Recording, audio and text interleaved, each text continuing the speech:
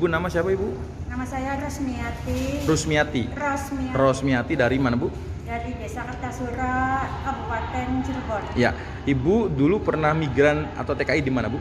Di Taiwan 8 tahun. 8 tahun Taiwan. Ya. Sebagai? Sebagai penjaga lansia. Ya, saya.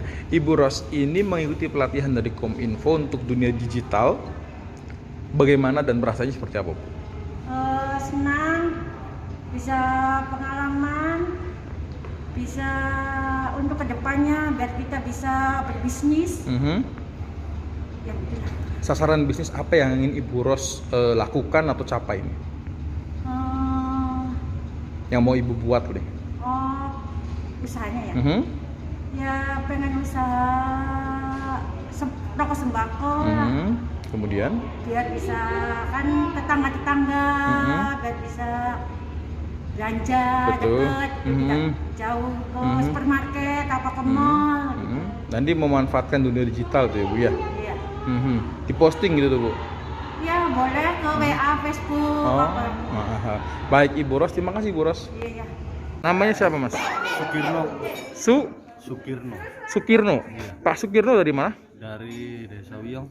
Wiyong tuh Des migratif. daerah mana tuh Wiyong tuh? Wiyong Susukan. Susukan. Ya.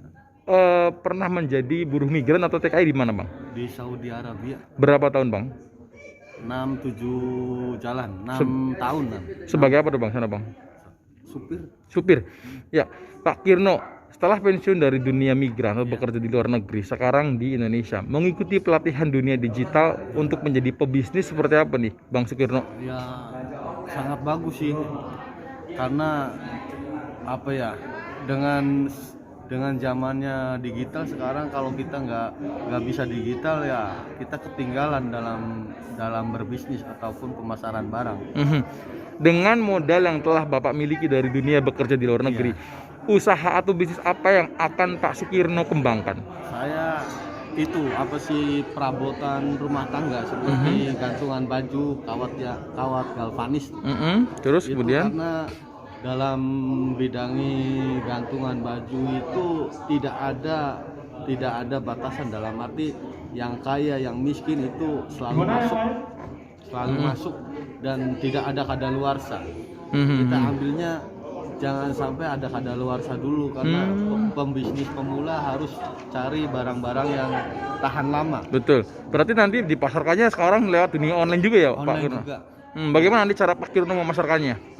Kita masukkan ke marketplace, terus ke Shopee, Lazada dan yang lainnya lah. Jadi nanti Pak Kirno membuat foto, membuat video. Iya.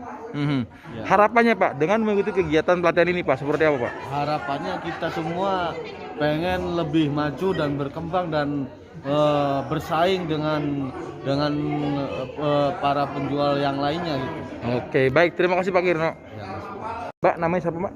Nama saya Yuyun Dari? dari Desa Kertasura, Kecamatan Kapetakan, Kabupaten Cirebon. Mbak Yuyun sudah berapa lama bekerja sebagai buruh migran atau TKI di luar negeri?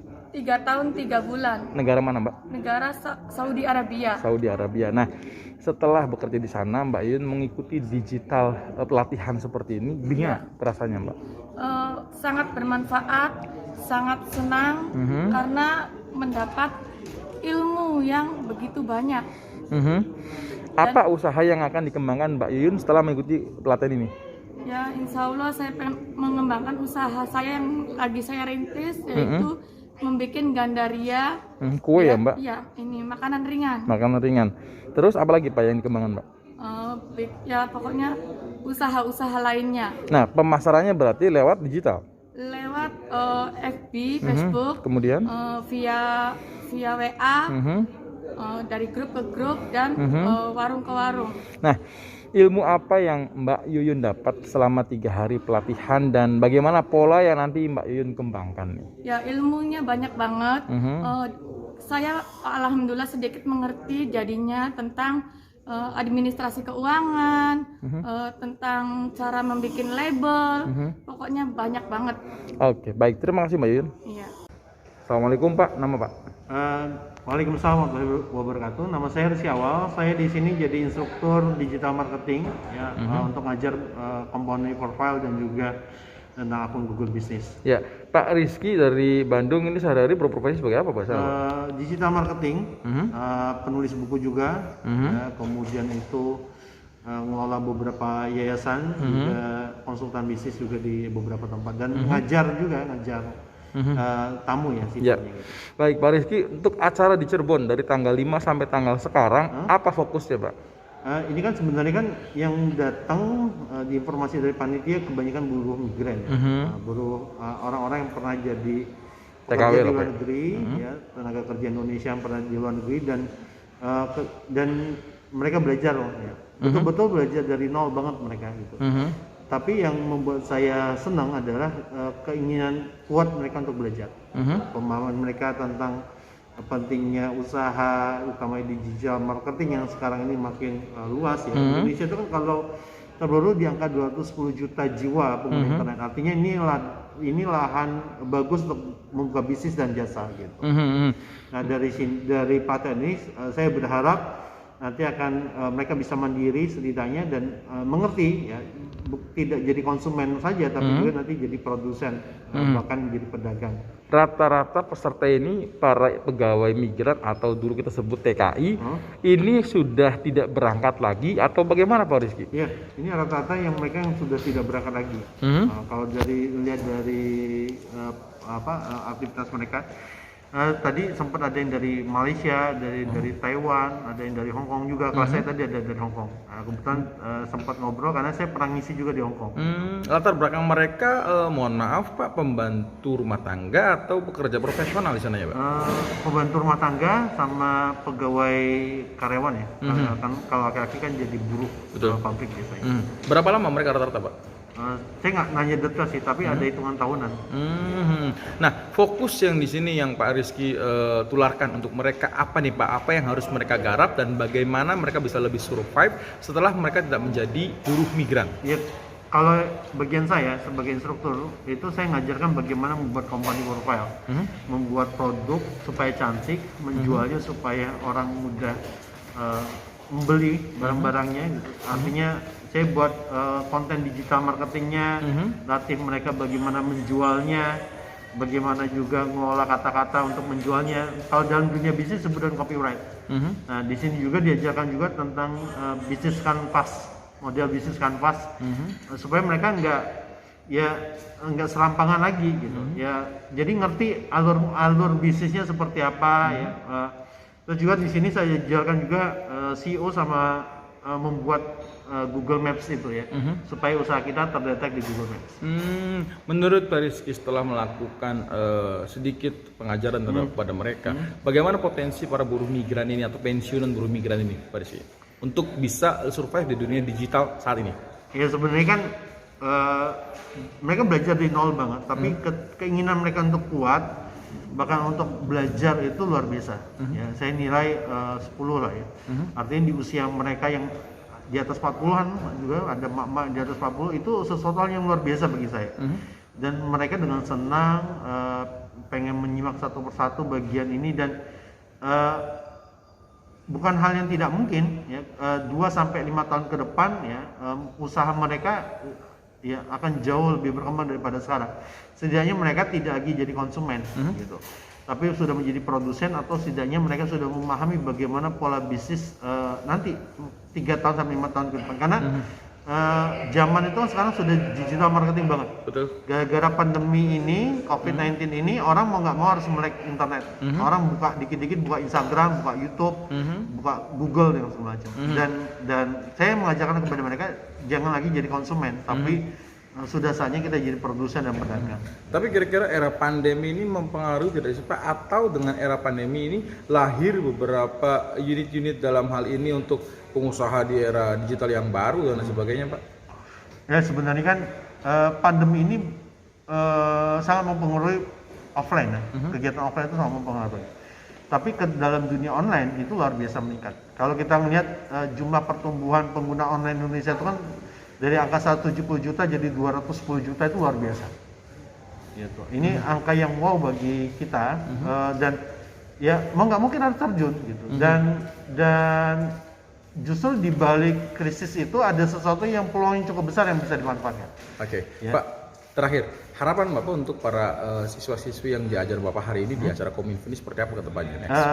Pertama, mereka terus belajar, karena saya sudah bilang ke mereka, belajar nggak sampai di sini saja bapak-bapak dan ibu-ibu. Kita manfaatkan YouTube utamanya, itu kan banyak tutorial bisnis yang luar biasa banyaknya. Kalau seandainya bapak-bapak dan ibu-ibu susah dalam hal praktek digital marketingnya, bapak-bapak dan ibu-ibu bisa nonton bagaimana memanajemen usaha yang baik di YouTube. Nah, dengan begitu saya berharap ke depan mereka justru akan melahirkan pengusaha-pengusaha baru, ya, pedagang-pedagang yang baru juga tumbuh dan berkembang, dan di antara mereka sudah ada yang punya usaha. Ya, sudah ada yang punya usaha kecil-kecilan. Tapi kan saya kasih gambaran klik ya, bahwasanya berusaha itu nggak cukup untuk makan kita hari ini. Tapi kalau bisa ketika kita berusaha itu kita berusaha untuk mencukupkan makan orang lain. Artinya kita tidak lagi menjadi self employment, bekerja untuk diri kita sendiri, tapi kita membantu orang untuk bekerja bersama kita. Baik, terima kasih Pak Rizky. Ya, sama-sama. Lengkap. Sofiatul Fatimah SPDMPG. Sofiatul Fatimah ya Bu. Ya. Dari mana sebagai apa Bu? Dari Universitas Jenderal Sudirman Purwokerto. Saya di Unsud sebagai salah satu tenaga pengajar. Di acara ini sebagai apa Bu? Kita sebagai instruktur. Instruktur ya Bu. Ya. Baik, Bu Sofi, acara ini dalam rangka apa dan bekerja sama dengan siapa nih Bu? Acara ini lebih ke digitalisasi proses bisnis pekerja migran. Di sini kami bekerja sama dengan Kominfo, Kementerian Komunikasi. Mereka support dalam hal semuanya gitu. Nah, fokus yang Ibu dan kawan-kawan ajarkan di sini untuk teman-teman ex pegawai buruh migran ini apa nih Bu? Agar mereka bisa lebih survive nih Bu. Oke. Jadi kan kalau lebih ke pemberdayaan pekerja migran sih sebenarnya gitu. Jadi kalau ex pekerja migran itu kan memang kita lebih kita fasilitasi gitu biar di ekonomi kreatif mereka jalan, untuk promosi juga jalan. Ini lebih ke proses bisnis ex pekerja migran sendiri sih. Jadi kalau ex pekerja migran itu kan kebanyakan pada di desa ya. Jadi kita gunakan bagaimana mengajari proses bisnis yang lebih baik biar mereka bisa mempertahankan ekonomi yang ada di desa.